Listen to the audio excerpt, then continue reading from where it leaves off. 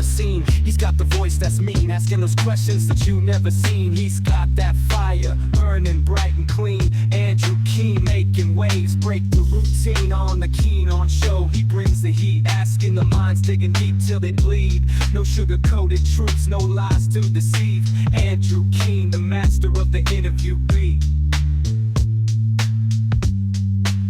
He's got the knowledge, he's got the flair, challenging ideas with a fearless stare. With every question, he's uncovering what's there. Andrew Keen, a truth seeker, he's aware.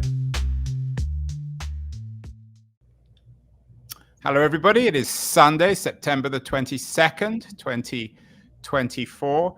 Interesting piece in the Financial Times this morning about the appearance of what they call a new generation of AI-powered assistants. The AI revolution, for all the noise and hype, is becoming real. We've done many shows on it recently. We did one with the Australian-based AI expert, Toby Walsh, who was literally gushing about Google's new product, Notebook LM.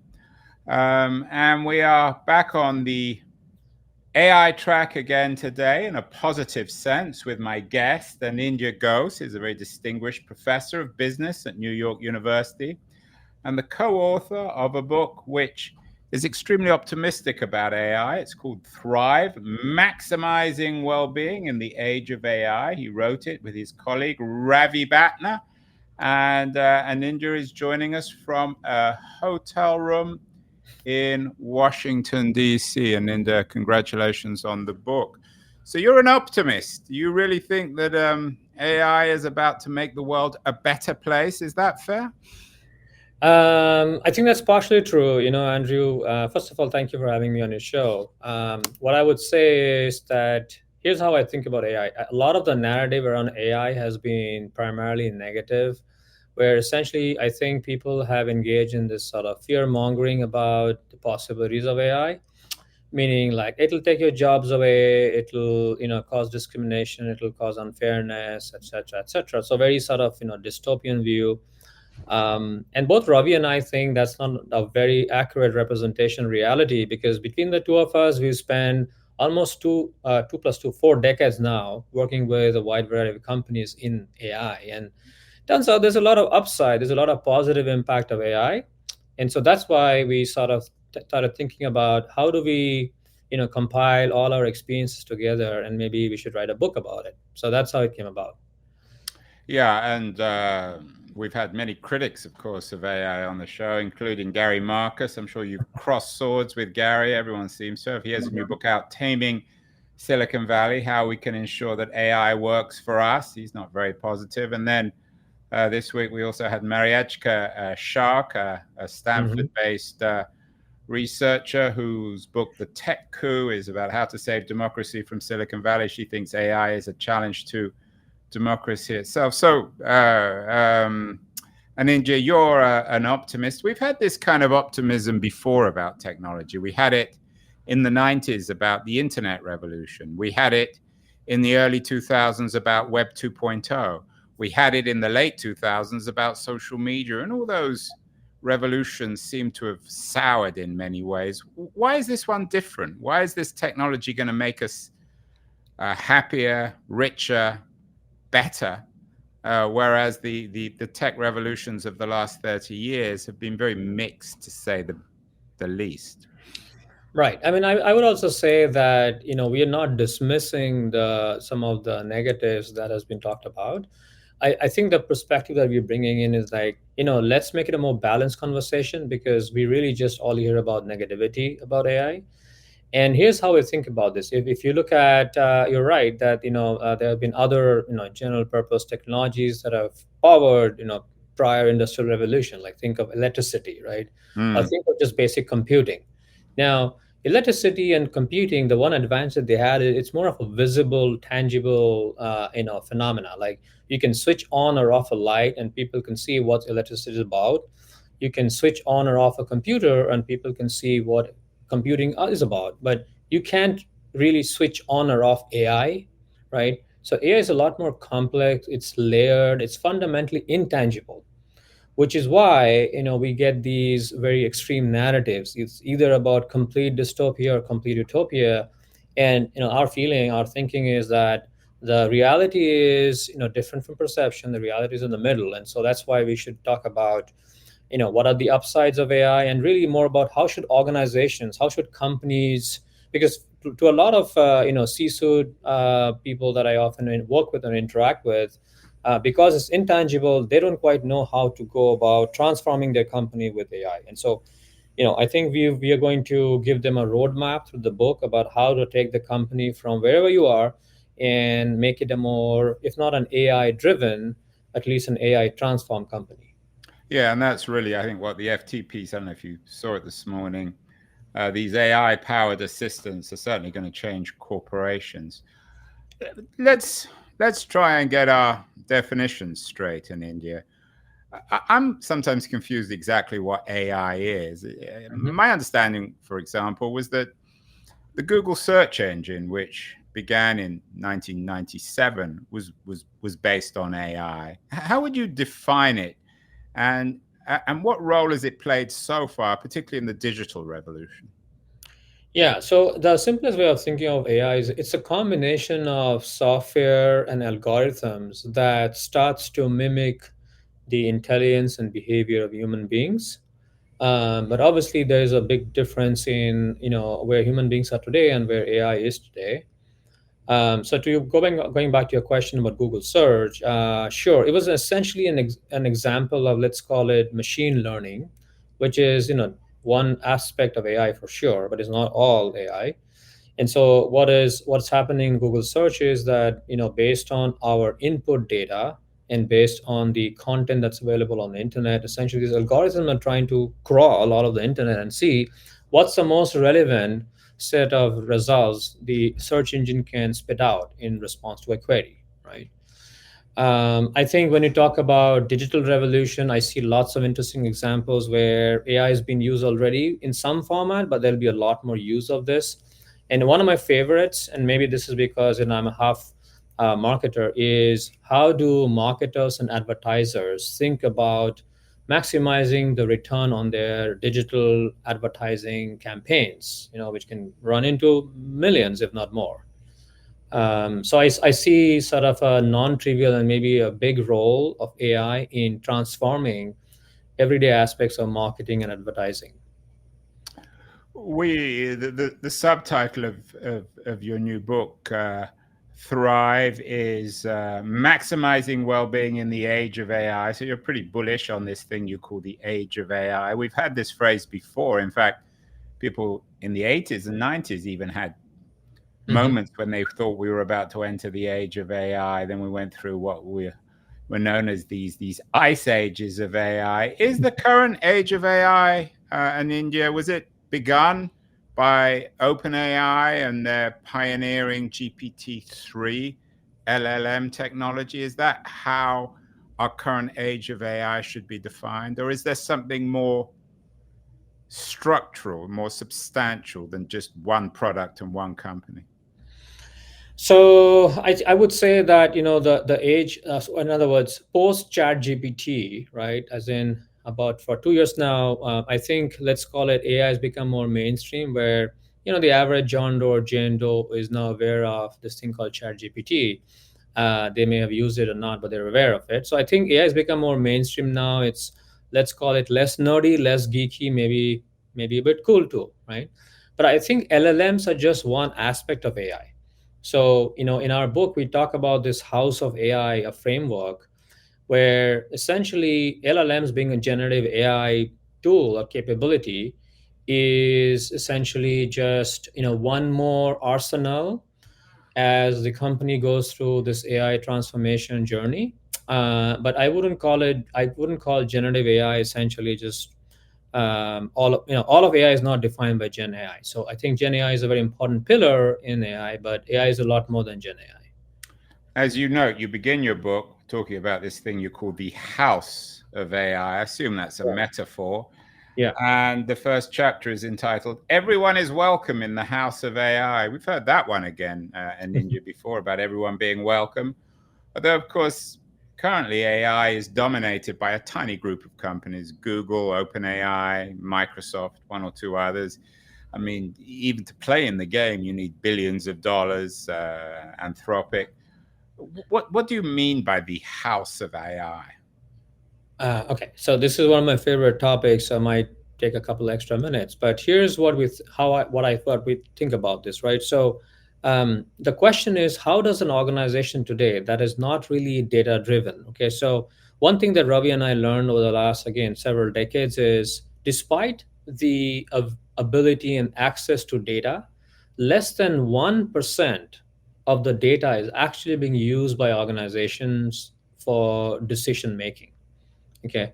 And, one of the things we talk about is, we explored this in length, is why? Why do organizations today who have tons of data, why do they still just use 1%?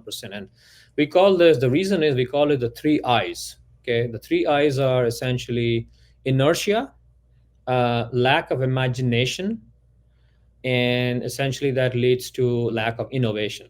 Okay, so what does inertia mean? Like, as the name suggests, essentially there's a lot of resistance we have felt over the years, even amongst the very top brass, to embark on this data driven decision making. So the inertia is like, hey, I have all the data, but I'm not really super keen to embark on this journey. And we've tried to explore the whys of this.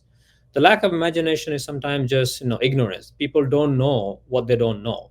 Okay, and so if you don't know what you're missing out, you are essentially not going to be able to have the ability to overcome the inertia and imagine the possibilities. And essentially the lack of these three things means you're not going to innovate. Okay, So thinking of the house of AI, to extend the metaphor, Anindya, are you suggesting that corporations and perhaps individuals were all living in these very nice houses, beautiful bathrooms and kitchens and living rooms, but we're not really taking advantage of it? I think that's part of it. Basically, you have the ingredients to build this house of AI, and the ingredients are people, and data, and the infrastructure, the technological infrastructure. Most companies have these three elements, but they're not really harnessing it. And so our house of AI provides them a framework, and the framework is that in the bottom layer is something called data engineering. In other words, you are essentially trying to spend enough time cleaning, curating, processing these raw, dirty data sets to make them clean. That's like the very important input, because otherwise it's garbage in, garbage out, right? Then once you have those clean data sets, then you can impose four possible modeling or questions. The questions are very simple. What has happened so far? We call that descriptive. The next question is, what will happen next? We call that predictive. The third question is, why did something happen? That's called causal. And the last question is, what should we do? And that's called prescriptive. So we have provided managers and executives with this roadmap where, based on the kind of question that you're trying to answer, you can hire the kind of people that you need to hire. Okay, so that's where, like, people come in, you have the data, then you have the people, and then finally, you have the infrastructure that is needed to harness the data and the people. That's what this roadmap is about.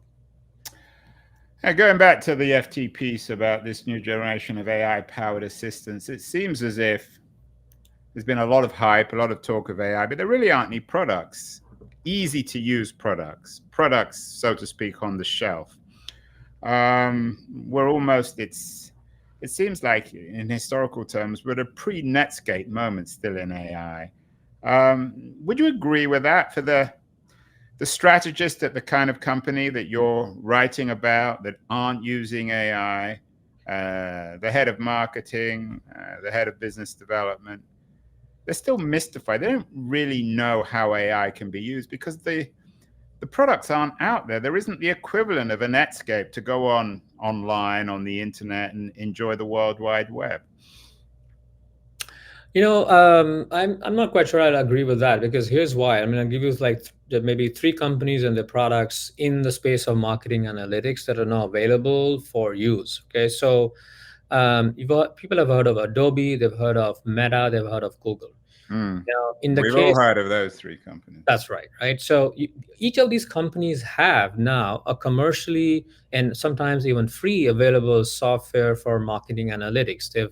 They have interesting name. Like Google's product is called Meridian, and Meta's product is called Robin. Okay, these things are now out there, and so there should be no reason a priori for the marketing CMO or the marketing manager to have that inertia, which I was referring to before. These things are available. You can actually So what do they do? Give me an example. Let's use the Adobe one. I Right. use Adobe software all the time to edit this show in India. Mhm. What would I get out of whatever Adobe has? What's their product? Okay, so imagine you are an advertiser like Nike. Nike is powering, tens of thousands, hundreds of thousands of dollars in TV campaigns, Yeah. in overhead billboard campaigns, in magazines, on social media, on the internet, all these display ad campaigns, video campaigns. Nike wants to figure out, and eventually, after these campaigns are unleashed and they see, let's say, a bump in their product sales, right? Sales go up for certain kinds of shoes. Which of those campaigns, which of those touch points, so to speak, TV, radio, internet, newspapers, magazines, social media, which was really instrumental in creating that lift, right? So they want to know this like every other advertiser so that they know in the next iteration where to slosh funds around, where to move their money around, right? And today, this is essentially called like media mix optimization. And today, all these companies, Adobe, Meta, and Google, they actually have released these AI-powered media mix optimization tools. And so, like anybody, So what you're talking about then? I mean, I guess it's AI, but it's media analytics.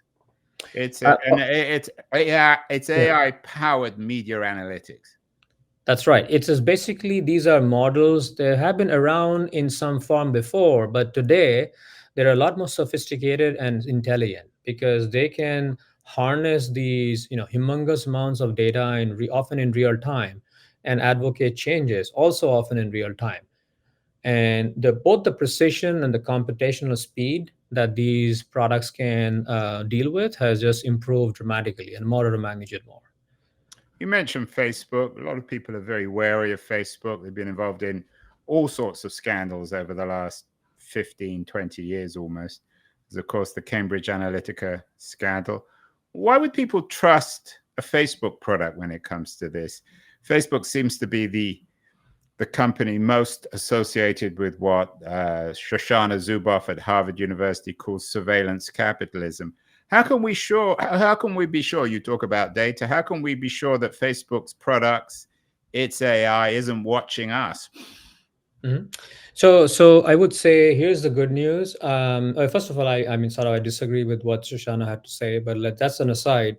The good news is these products or the models I'm talking about, they're open source, and so you don't have to worry about sharing any, let's say, valuable piece of data or insight with any company. These are open source, meaning that you can download them, access them, and you can run all the analysis on your own computers. So if that's if that's what somebody worries about, the good news is that not you shouldn't have to worry about that. So that's the good news. Your book, the second chapter, after Mm-hmm. you suggest that everyone is welcome in the house of AI, although you've got to understand it, you've got to be brave, Mm-hmm. you've got to be innovative. Your second chapter is on, or your second and third chapter is on finding love and fostering human connections. A lot of fear that these machines are about to replace us, make us redundant, not just as workers in India, but as Mm-hmm. human beings in every sense, in terms of love and relationships. In Japan now, more and more AI-powered objects are being used in terms of old people's relations with the world because they're so isolated. Tell me more about how AI can, to borrow some language from you, foster human connections and indeed find love, which we all want. So one of my favorite example comes from the dating world. So dating apps, as you might know, they're basically deploying these recommender systems to figure out the match between a John Doe and a Jane Doe, or John Doe and another John Doe, right? So essentially, it's a match of attributes. What we found is that even something as seemingly as trivial as spelling mistakes on your dating profile can be pretty costly in helping you find your soulmate. So to put some numbers, 2 spelling mistakes on your profile will reduce your probability of finding a match by 14%. I hope you tell your students that. They better use their dictionaries. Yes, that's one of my favorite And examples. actually, in all seriousness, and it doesn't that. It's not so much the spelling mistakes, but what it tells you about someone, that they don't really care or they're not very literate. So everyone's trying to figure out what they're looking for, and a spelling mistake, like a bad photograph or an inappropriate comment, is something that will turn people off. Yes, I mean, I think the underlying cause can be interpreted as the callousness or the lack of adequate effort in appearing prim and proper. And so what we are now seeing is that, a lot of these dating companies can essentially minimize or prevent that. So if they know that automatic spell checks as you type in your profile will minimize that, then they can promote that. And the problem with dating companies is that their recommender system, just to give an analogy, recommender systems have been around in Amazon and Netflix and Spotify, right? But here's the big difference: when Amazon recommends a book, or Netflix recommends a movie, or Spotify recommends a song, you have to like the book, the movie, or the song, but the song or the movie or the book does not have to like you back. Whereas on a dating app, right, both sides have to like each other for the match to be successful. So the amount of AI-based recommender systems that is being built in these companies is a lot more complex than, in fact, what's required in the likes of Netflix and Amazon and Spotify, even though those companies may be better known for use of AI.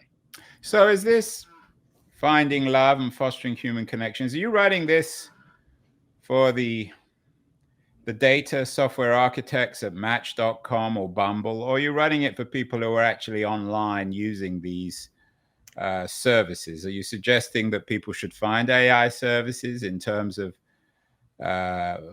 finding love, or are you really writing for the corporations who are in the business of matching people? I would say I think we're writing this more for the average person, who is about to who's curious to understand, like, what are the applications of AI in, non-traditional spaces. So the fact that dating apps are using these similar models and machine learning algorithms to figure out the right match, and what they can do to increase the probability of a match, that's something we want to, like, make the average person aware. And another example of fostering connections is Airbnb, right? So in the sharing economy, Airbnb has essentially enabled strangers to meet up with each other and rent each other's places and get to know each other. So in the book we talk a lot about even how Airbnb is now using significant parts of AI, to minimize issues that erupted before, like discrimination based on race or other demographic attributes. So that's another positive aspect of the use of these technologies. So again, coming back to the FT piece about AI-powered assistance, what you're saying is that the exciting thing about AI when it comes to, say, matchmaking, is that in the not too distant future, there should be bots that will coach individuals in what photograph they use and what they say and how they present themselves to the world. In the same sense, there'll be bots that will help someone renting a bedroom out on Airbnb. Is that the point? You're thinking of this in marketing terms. I mean, you're a professor in many ways of marketing, so I guess that goes without saying. Yes. In fact, not only that, these bots are going to be learning over time based on the actions that they recommend and the actual consequences they observe. So these bots are going to be using various generative AI tools to reduce the probability of errors for the average person, essentially ensuring a better match. And when there is a better match, these bots will be able to learn, like, what kind of content should the individual users actually be sharing about themselves, so again, end up in a successful match. So as you know, Anindya, love is a zero-sum game. I mean, not everyone can have it. It's not abundant. Will these bots tell an individual that they should dress better, or perhaps lose some weight, or perhaps become more interesting? Will they advise people on what photographs they should and shouldn't use? Can they be? Should we expect these bots to become actually rather brutal, perhaps like our parents? So in theory, yes, these bots will be able to learn, what causes successful matches, and again, in theory, they can be transparent and brutal enough to recommend things that you may not want to hear about. So one of my favorite stories is actually related to this. Is rushed from the next chapter on health. And turns out that there was a series of experiments where we conducting, the value of wearable technologies and the true impact of these AI powered mobile health apps and wearable technologies. Like, many of us wear like a wristband to figure out or quantify ourselves. And I can tell you more about that experiment in a second. But the bottom line is that when these bots in this experiment were recommending to people, hey, you've been pretty lazy for the last 1 week, go for 10,000 steps today, it's high time. While people appreciate the recommendation, they also complain that they were being judged. Okay, and so they complain that they were both pleased to see on one hand, an active recommendation, but they were also very unhappy that they were being judged by this so-called AI. So it's sort of a mixed feeling, so to speak. Yeah, and I want to come to health in a second, because I think that's one area where AI is going to be enormously influential. But in our culture, where everyone seems to be encouraged to celebrate themselves, and everyone is supposed to feel good about themselves, even if they feel more and more anxious and uncertain, does that go together with this AI that, as you say, can be rather brutal and honest? I mean, you can the data, as you might say, it doesn't lie. Mm-hmm. But our culture is one where, in some senses, we're encouraged, if not to lie, certainly to be very creative about ourselves. So some people say that you shouldn't fat shame. So even if you're radically overweight, it's not something that you should feel shameful about. On the other hand, I'm guessing on dating sites, if you're massively overweight, you might struggle to find a date.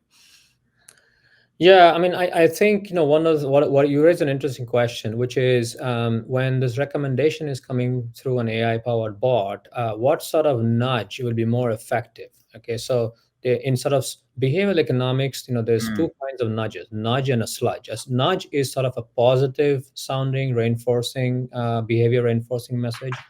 A sludge, on the other hand, could be something that points out what's wrong with you, and even though it's accurate, people may not like to hear that, the negative judgment from this AI bot. So we are actually now in the process of testing out in both scenarios, using randomized control treatments, are nudges more effective than sludges in eliciting, certain actions from consumers or patients in the case of healthcare. I think the jury is still out there, but it's something that's very fascinating to me in particular. Along with my co-authors, we're actually exploring this through experiments. And it's enormously important in terms of politics. We've done a number of shows on the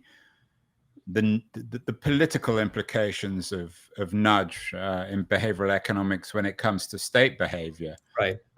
So you probably don't have a chapter on this, but certainly the role of AI in government policy and government decision-making and programs is enormously important. You do have a chapter on AI health. We've had Robert Pearl on the show many times, the former CEO of Kaiser Permanente out here, one of the most influential thinkers and writers on the future of the American health system. He's pretty optimistic, bullish on AI, and it's not hard to see why and how.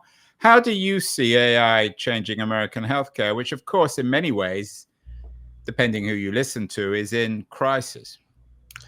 So maybe, I mean, I would sort of narrow it down in sort of broader healthcare, maybe like two examples, two unique cases. One is cancer detection, and one is just like, health, like wellness and health, right? So one interesting story about cancer detection is that in Hungary, in this country in Europe, right, that we've all heard of, there are these clinics known as mama clinics, where they're basically in the business of, let's say, detecting cancer, right?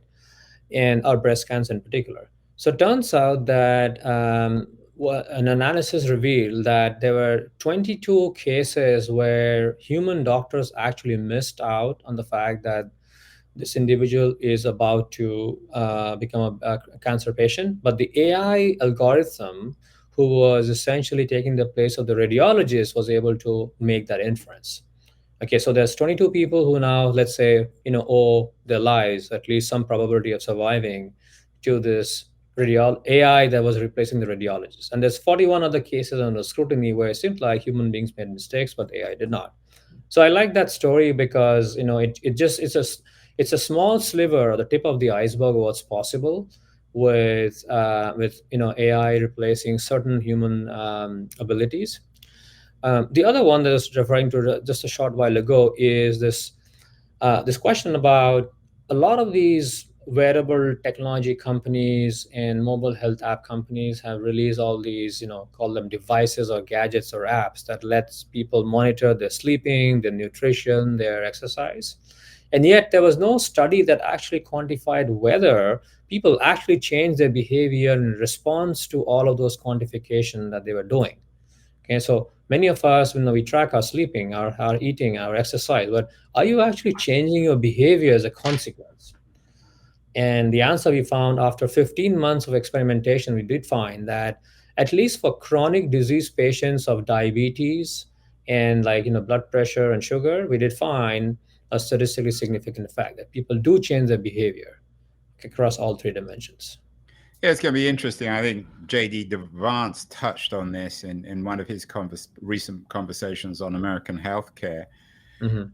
AI will make our behavior more and more visible. So the question is, should people who live a healthy lifestyle be paying the same as people who don't? And AI will enable the healthcare providers, the insurance companies, maybe even the state to do that. So going back to, you said you're not a big fan of Zuboff's surveillance capitalism, but won't this AI revolution give government the tools to be able to, for example, in healthcare, know whether people are exercising, Mm-hmm. whether they're overeating, whether they're not sleeping enough, and in that sense, be able to,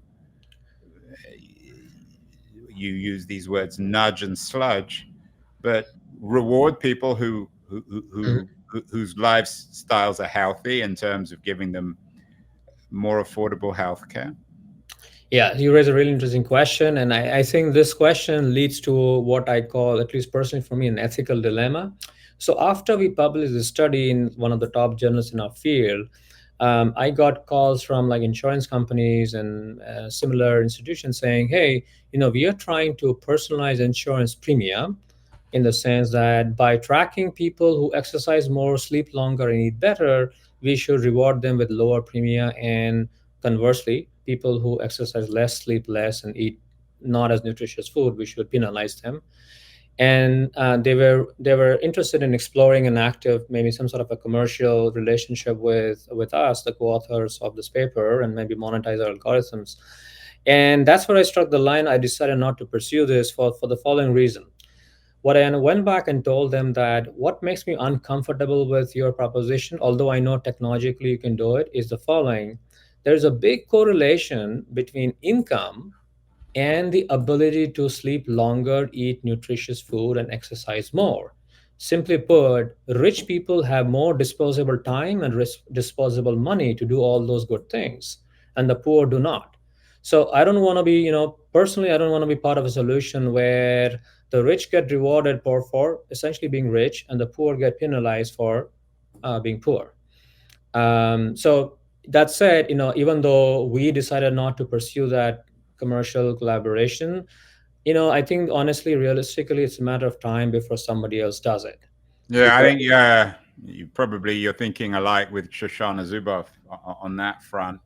And same, of course, I mean, the insurance industry seems to me, as a consumer, to be a massive crisis. I'm always amazed that it's not a bigger political issue. It's because American politics is so absurd and theatrical and all the rest of it. But shouldn't this also work when it comes to driving, for example, in India? That data will enable car insurance companies to know exactly how, especially as people drive more and more network cars, that they'll know exactly how fast they're driving, how well they're driving, and then insurance can be tailored to that too.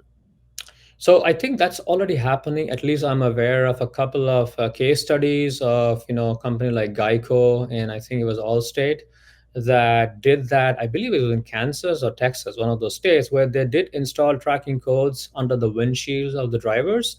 And where they drew the line is, if you're a good driver, like you're not swerving and changing lanes all the time, you're staying within 55 or 65, etc., you do get lower insurance premium. But if you're not following those instructions, your premium doesn't go up, it stays the same. So in a way, there's a discount to good drivers, but there is no penalty for, let's say, bad drivers. But they did try that. I'm guessing, Anindya, that your new book, Thrive, Maximizing Wellbeing in the Age of AI, will get snapped up by a lot of strategic marketing people and insurance companies. It's a fascinating issue. Let's get to the end. You talk about work, career, fulfillment, the AI-enhanced home. How is this going to change our lives? Clearly, already the way you're presenting it, it will. We're going to be analyzed, watched. We'll have access, perhaps, to these tools that will make us more attractive on the dating market. It will affect our healthcare, our car insurance. Is this going to shape profoundly mid-21st century life, thinking ahead 20 or 30 years? You mentioned the electricity revolution at the beginning of the show. That, of course, defined the industrial age. Are we on the brink of an AI age where this data technology is going to change everything and how we live? I think it'll change many things. I like to think of AI today as where the internet was in the late 90s, right? So we went through a pretty significant dot-com boom and a bust before we realized what's really important and effective and what's not. So I suspect we're going to go through a little bit of the learning cycle, but it's going to be much faster than what happened 25 years ago, just because our mistakes and our successes through AI, we learn these things much faster. But we are definitely in the tip of the iceberg when it comes to the amount of our understanding of what these things can do.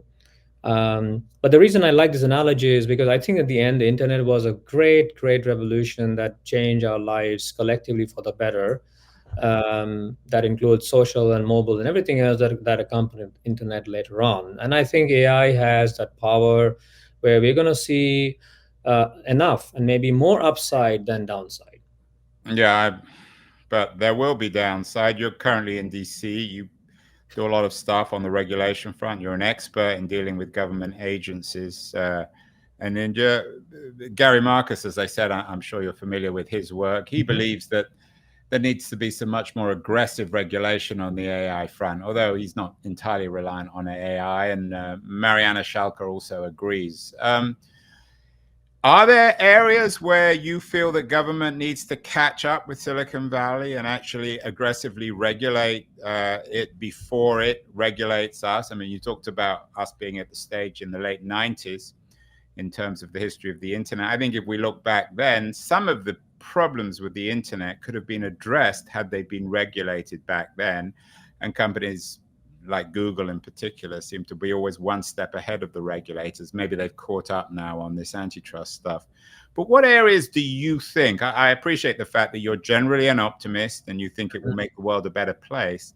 But I'm guessing you think that there is some areas where AI needs to be regulated and government itself needs to shape the world that's about to come into being. Yeah, I mean, I think regulation is always a complex topic, and maybe personally, I guess I'm a tad bit cautious about the need and importance of regulation. And just to give you some insight, I think that's partly because I feel like while regulation can be important in some areas and sometimes, but we also have to be careful not to stifle innovation that can come about. That being said, I would say that one interesting area where we could probably have some sort of laws in place is this issue of who owns the content that is being used to train all these large language models, right? And should there be a transfer of surplus between a company that is producing a large language model and the company whose content is being trained on? Okay, so It's less relevant to maybe companies like Meta or Hugging Face that have open source, non-commercial products, but maybe more relevant to companies like OpenAI and Microsoft that have commercially viable and I would say maybe even thriving LLM products, right? So these companies, they train all their algorithms on content that belongs to a whole wide variety of Yeah, and it's a particularly sensitive issue for the creative community, for artists, for writers, filmmakers, because many people are suing these companies because they believe that the algorithms have essentially stolen their content. In fact, I think the New York Times has a case currently against OpenAI. So this is more than just an intellectual issue, it's an economic one too. Yeah, the issue of fair use versus copyright violation, I think it's going to be one of the biggest issues that somebody in a regulatory body may have to weigh in or deal with at some point. So I think that would be an example where we might be better off with some sort of government mandate on what's legit and what's not. Well, that's good stuff. Good moderate stuff from Anindya Ghose, very distinguished professor at New York University. He's co-author of a new book, Thrive, Maximizing Wellbeing in the Age of AI. It's coming out at the beginning of October, but you can order it now. Congratulations, Anindya, on the book. And we'll have to get you back on the show. This is certainly not an issue that's going away. So thank you so much. And again, I really appreciate it. Thank you for having me, Andrew.